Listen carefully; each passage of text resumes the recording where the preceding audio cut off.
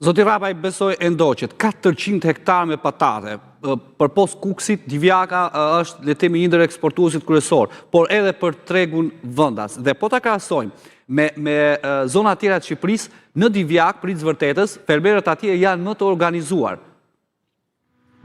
Prandaj thash që është rast i veçantë, nuk ka ndodhur ndonjëherë në Divjak në këtë përmasa të ngrica nuk është të parë.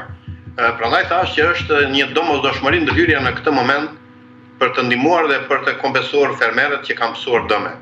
Kjo është më se evidente, parat duhen sot për këta fermerë, duhen dhënë në momentin e duhur, në të kundërt ne nuk kaq na duhen parat në arkat apo në banka, kur ne do të kemi prodhim, kur ne nuk do të kemi parasysh gjithë dëmin që na shkaktuar për vijimsinë e aktivitetit në këto ferma. Dhe kemi parasysh që disa nga këta dhe mund ta mbyllin përfundimisht aktivitetin e tyre, sepse dëmi është i jashtëzakonshëm. Prandaj duhen parat sot. Duhen parat në këtë moment dhe duhet përkraja në këtë moment në mënyrë që ata të mos e humbasin atë veprimtarinë e tyre nga ky dëm i jashtëzakonshëm dhe i pa mbrojtur prej tyre me asnjë formë, me asnjë lloj mënyre.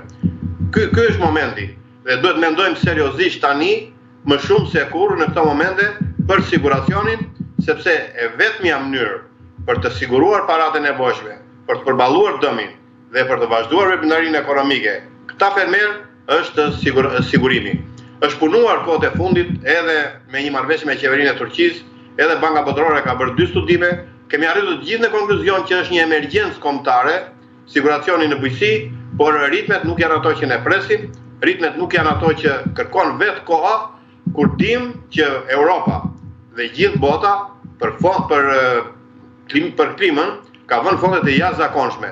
Por ne nuk na duhen programet në fondet në banka apo në fondet të tjera që rrinë të mburtësuara, ne na duhen tashmë këto fonde tek fermeri. Dhe duhet bëjmë çdo gjë që është e mundur, me të gjitha mënyrat, por gjithmonë duke shpallur emergjencën për situatën e krijuar.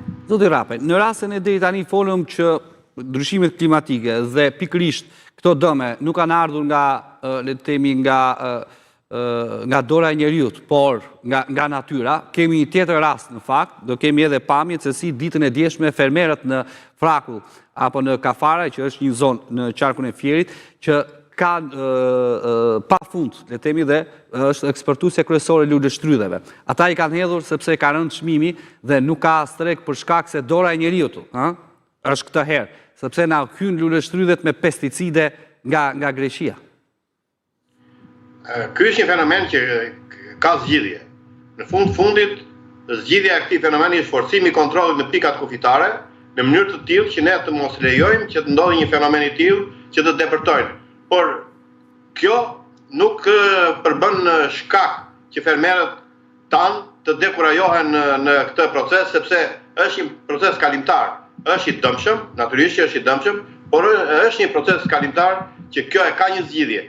Forcimi i kontrollit në proces, sidomos në pikat kufitare, dhe forcimi i kontrollit tek cilësia në prodhimet tona, i jep mundësinë që ne këtë problem ta zgjidhim. Po kjo nuk është zgjidhje për fermerin për shembull, zoti Rapaj. Mund të jetë kjo që thoni ju, po fermeri i hodhi ato. I iku dëm tër ai investim. Fermeri natyrisht që këtu psimin më të madh e ka fermeri dhe këtu duhet të ndërhyrë pastaj me politika të caktuara që ne të kompensojmë një pjesë të këtij dëmi, të rimbursojmë një pjesë të këtij dëmi përmes projekteve të ndryshme, përmes përkrahjes së drejtë për drejtë që duhet ju bëjmë këtyre, përmes fondeve me grant që ne duhet të alokojmë për këta. Pra, këto kanë zgjidhje. Problemi i parë nuk ka zgjidhje, ka vetëm një, atë të një emergjencës, në mënyrë që ne të kemi mundësinë të